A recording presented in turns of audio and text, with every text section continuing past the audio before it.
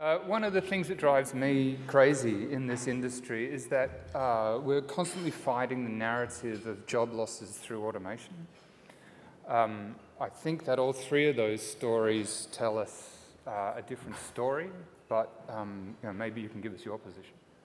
Sure. Yeah, look, that is a really common misconception about the adoption of AI. I think automation, which has been rolling out in manufacturing and other industries for decades, has replaced more people, arguably, than AI is likely to replace in the next 5 years. So when we see the adoption of these advanced techniques, generally it means a reallocation of the knowledge base or the resource into a higher value-add task, and we certainly see that in manufacturing. So usually there may be a reallocation and then a driver around upskilling the capability and enabling, in manufacturing, blue-collar workers to start to do some white-collar analytical activities or start to work on higher value-add tasks. So we certainly don't see a reduction in workforce driven by AI or advanced digital technologies. It's probably more the traditional automation and robots. Mm. Yeah, I think in healthcare, it's back to that partnership.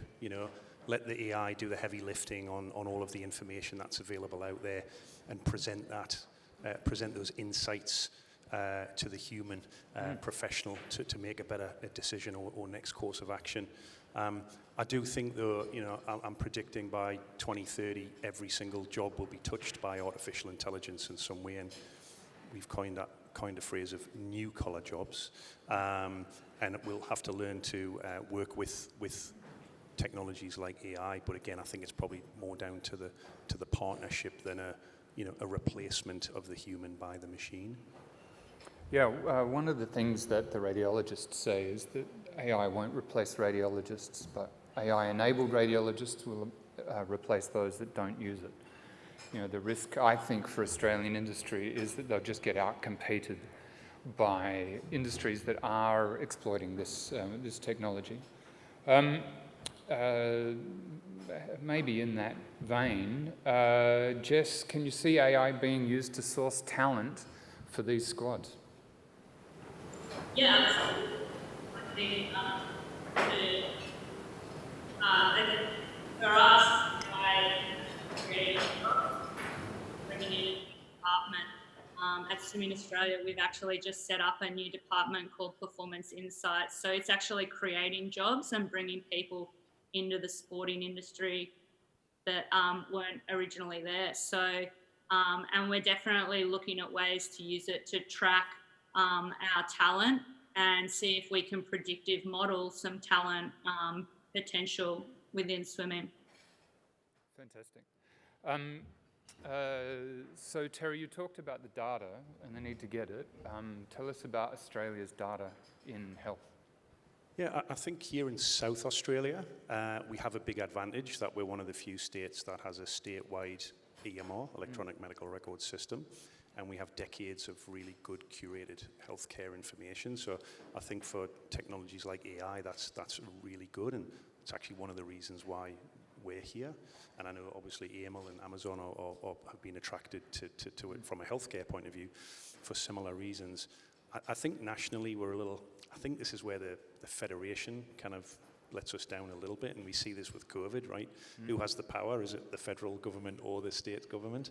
And we do have, I think, broadly a little bit of a patchwork. Every state has its own system of record. Every state is at a different level of digital maturity.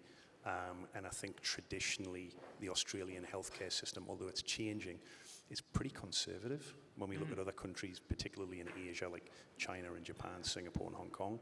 So I think we're doing okay. There are nuggets of gold, like here in South Australia, but I think broadly speaking, we've still got a way to go.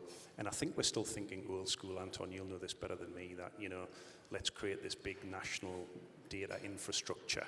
Well, with the technology available nowadays, you don't always have to do that, Yeah, absolutely.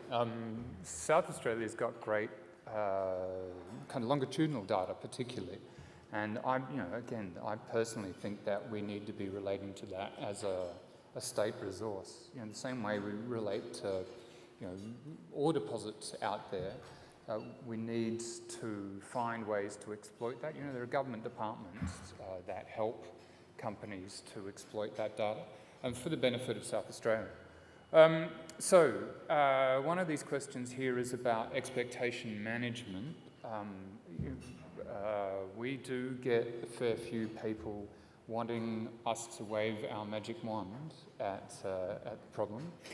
Maybe you've got a better, well, either of you, or Jess even, you've got a better strategy than I have for dealing with this.